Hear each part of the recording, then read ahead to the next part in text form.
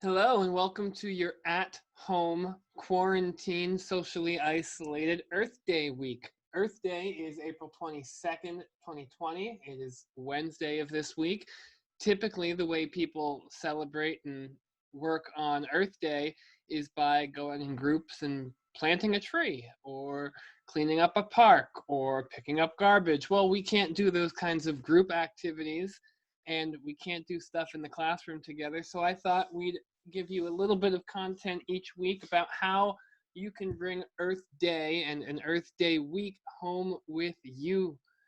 Today, we're going to talk about, for a couple minutes, backyard conservation and ways that you really can make a difference in your own backyard and through your own backyard to help make the world a little bit of a greener place for you, your kids, your families, and all those little animals you like watching and listening to. It really does start in your own backyard. And all of this you can do if you rent. None of this involves planting a tree, which you should probably ask for permission from your landlord first. But all of these things are easy steps you can do at home in your own backyards to celebrate and work for a cleaner and better earth. First thing you can do is focus on native plants. Native plants are good for native wildlife. Here's a picture that shows the difference, one of the differences between native plants and non-native plants. You don't want to just plant anything. You don't want to just plant things that look good in your yard. Non-native plants aren't always invasive. We could plant a lily in our garden and it's not going to go anywhere. It's not going to ruin the rest of our yard, the rest of the woods around us. But non-native plants that are invasive are dangerous. They spread quickly. They cause economic and often environmental harm.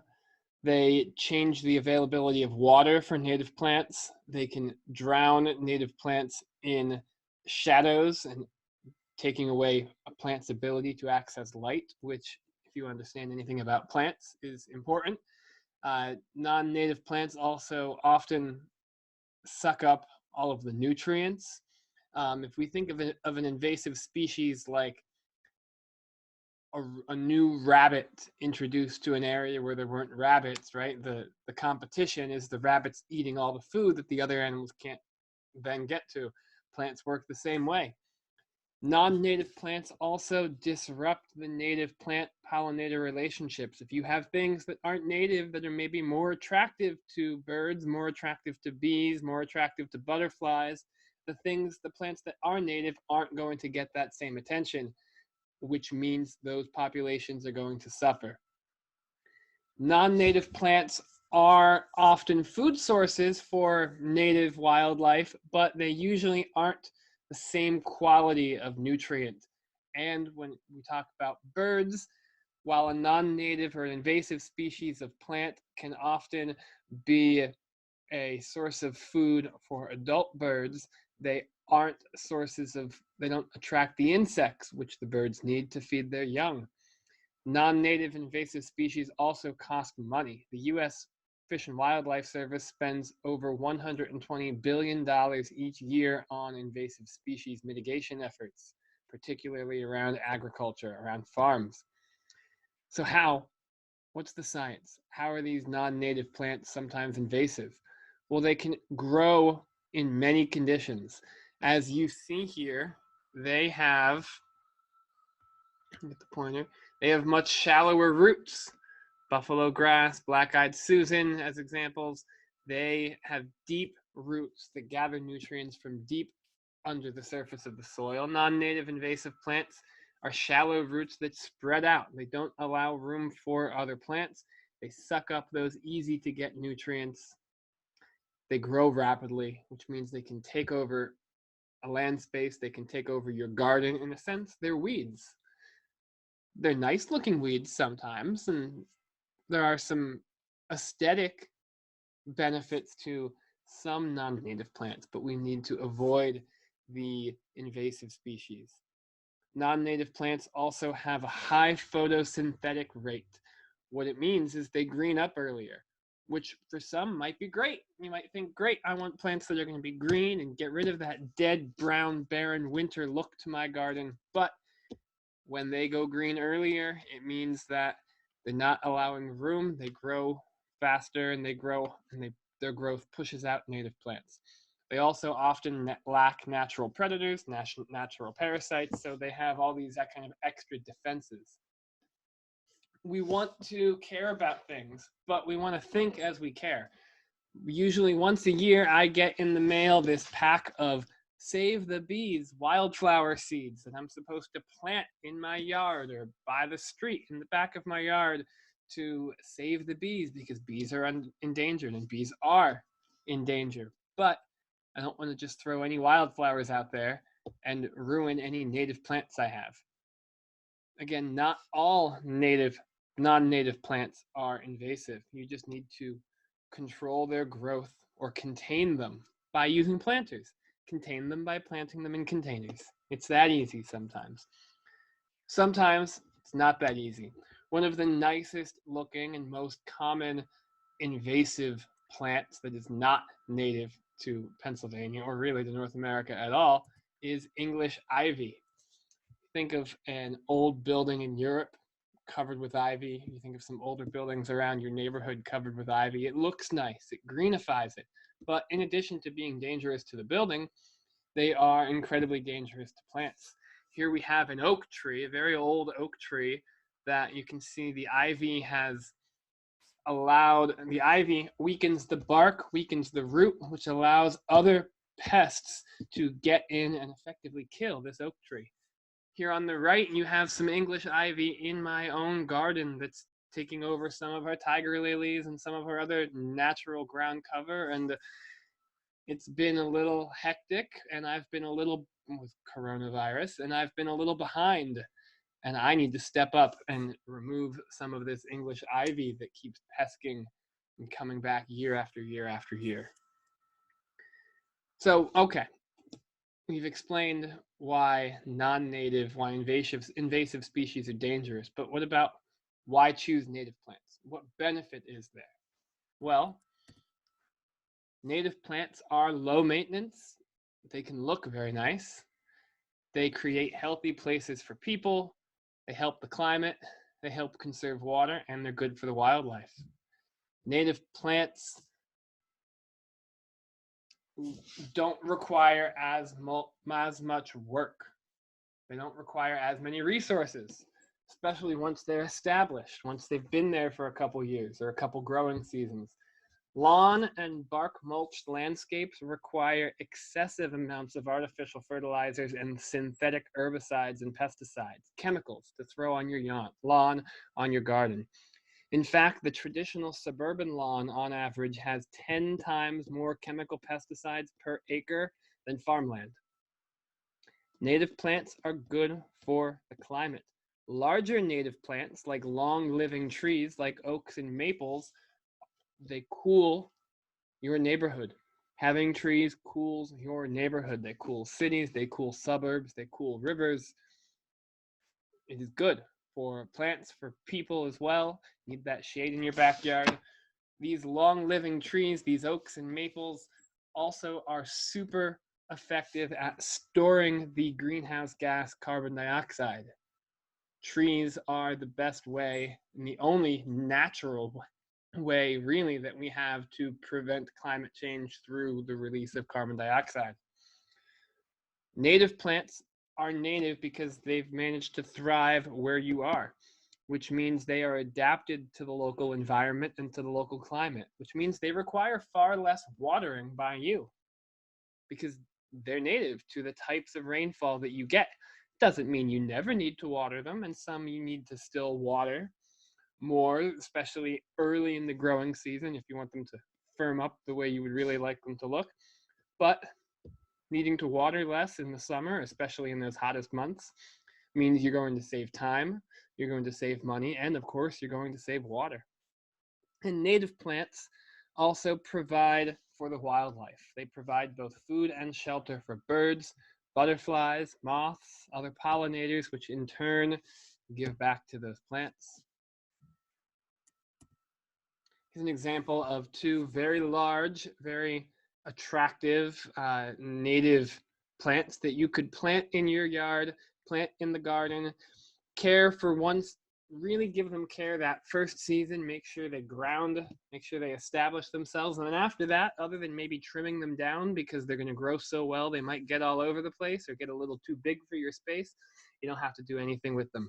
This azalea on the left, colors early in the summer, early in the spring, bringing bright, vibrant colors. And then hydrangeas are always popular, and hydrangeas also offer wonderful places for birds to hide, for squirrels and chipmunks to hide and find shelter, whether it's in the rain or from predators. They also provide nice branches that you can use to prop up other plants like your tomatoes, never having to spend the money on those stakes. We've mentioned birds often because birds are, of course, the backbone of any backyard suburban ecosystem.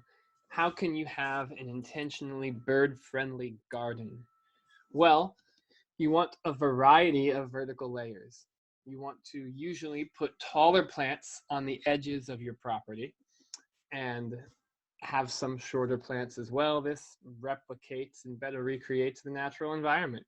You want to plant similar plants in masses. It's called planting in masses.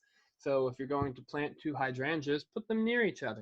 If you're going to put in some azaleas or you're going to put in some wildflowers, put them near each other. Creates that more natural environment. You want to plant at least some things that are conifers that stay green all year.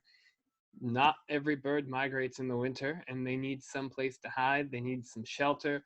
They need some of that green in the fall and winter and early spring, so you want some of those. Place a supply of water, get a bird bath. It doesn't have to be a large one, it can be a small bird bath. You want to be a little lazy. Be lazy about your leaf litter removal. Birds will use whatever they have to make their nests. If you don't want the birds plucking at any tears in your lawn furniture cushions or picking up garbage and putting garbage in your rain gutters to make their nests, then allow them some small twigs and branches and leaves. Don't clean up right away. Clean up eventually, but don't clean up right away. Don't clean up every single leaf in your garden, in your yard. Allow your plants to remain a little dense. Don't thin them out too much. Again, you want birds and other animals to have a space to hide, a shelter. You want to make them feel comfortable. You want to, whenever possible, limit or avoid pesticides. And if you're gardening with native plants, you won't really need them as much. And put your feeders, if you're going to put bird feeders out, in more open areas. You don't want to put a bird feeder right in the middle of a tall plant because that's going to allow predators like cats, wild feral cats, but also natural predators like snakes to easily hide and prey upon those birds. You want to put your bird feeders, believe it or not, in a more open environment so they can see predators and they can escape quickly if necessary. We've talked about lawns. How can you responsibly keep your lawn? Well, you want it to be smaller, leaner, and greener. You want to fertilize only when necessary. You want to embrace the occasional dandelion. That is a sign of a good lawn. Occasional weeds like dandelions and those little white things that come up early, or the occasional clover, that's actually good for your lawn because it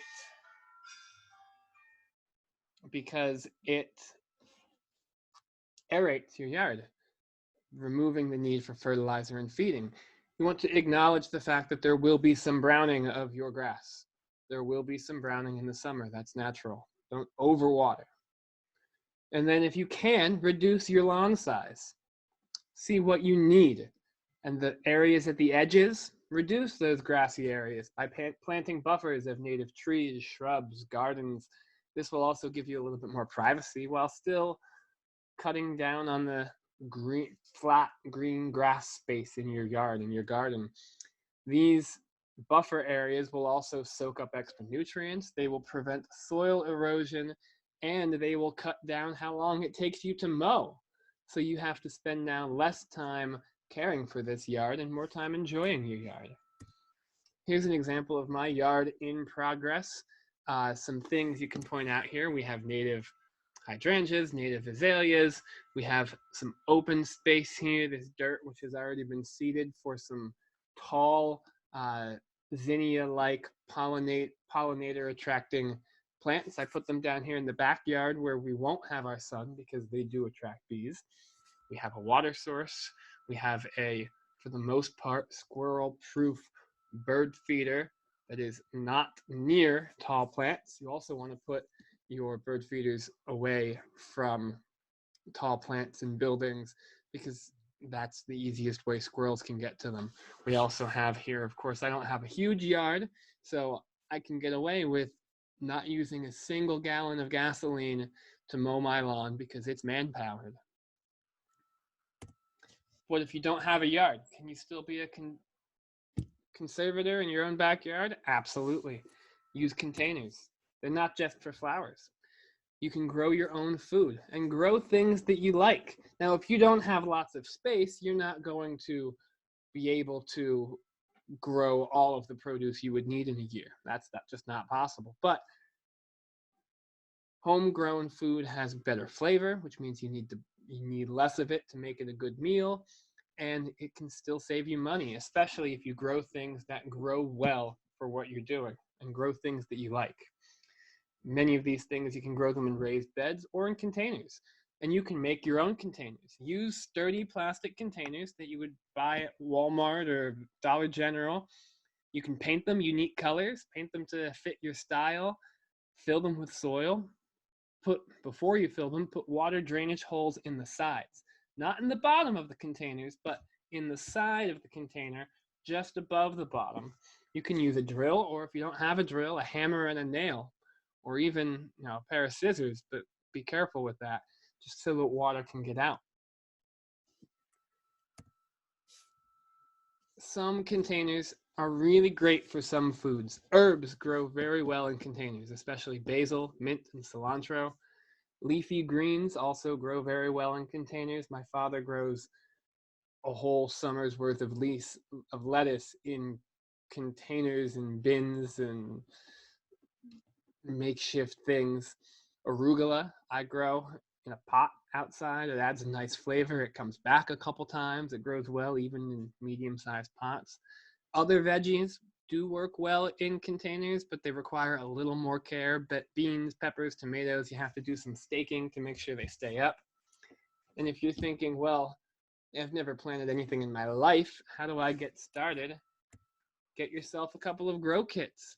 These two grow kits here were $3 each at Christmas tree shops. The green one will have cucumbers and the orange one will be green beans. And added water, put in the seeds.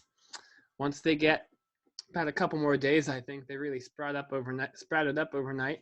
I'll separate the plants into containers outside, maybe twice the size of those containers, and we'll have some cucumbers and some green beans. And you can see here, that's the pot I'll use for basil, and I'll have more than enough basil for the whole summer. And last year I had enough, I could have dried probably a winter's worth of basil if we didn't just use it all for bread and soup at the end of the season. And that's it. It's very easy to get started on Earth Day in your own backyard.